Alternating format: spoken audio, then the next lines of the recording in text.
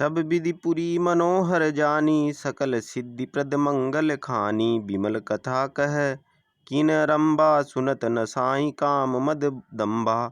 इस अयोध्यापुरी को सब प्रकार से मनोहर, सब सिद्धियों की देने वाली और कल्याण की खान समझकर मैंने इस निर्मल कथा का आरंभ किया है, जिसके सुनने से काम, मद और दंभ नष्ट हो जाते हैं। रामचरितमानस एई नामा, सुनत श्रवण पावई विश्रामा।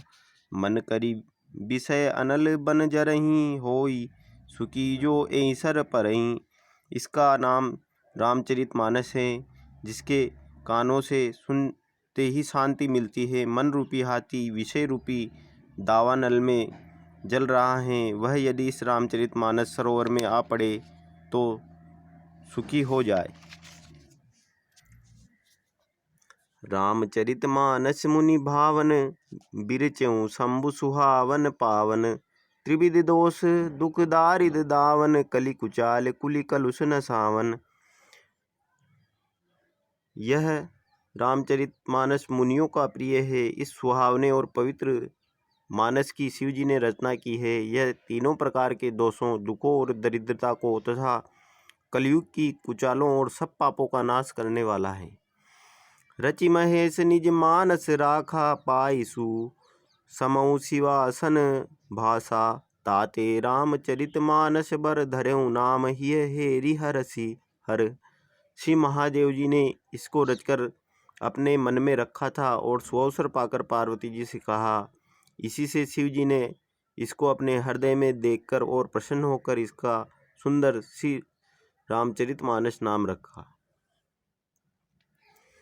कहूँ कथा सोई सुखद सुहाई, सादर सुनऊँ सुजन मन लाई। मैं उसी सुख देने वाली सुहावनी राम कथा को कहता हूँ। हे सज्जनों, आदर पूर्वक मन लगाकर इसे सुनिए। जस मानस जेहि विधि भयऊँ जन, जग प्रचार जेहि हेतु। अब सोई कहूँ प्रसंग सब, सुमिर उमा वृष केतु। यह रामचरितमानस जैसा है, जिस प्रकार बना है और जिस हेतु से जगत में इसका प्रचार हुआ है, अब वही सब कथा में श्री उमा महेश्वर का स्मरण करके कहता हूँ। शंभु प्रसाद सुमति ही हुलसी, रामचरितमानस कवि तुलसी। करई मनोहर मति अनुहारी, सुजन सुचित सुनी लेहु सुधारी। श्री शिव जी की कृपा से उसके हृदय में सुंदर बुद्धि का विकास हुआ, जिससे यह तुलसीदास श्री रामचरितमानस का कवि हुआ। अपनी बुद्धि के अनुसार तो वह इसे मनोहर ही बताता है, किंतु फिर भी हे सज्जनों, सुंदर चित्त से सुनकर इसे आप सुधार कीजिए।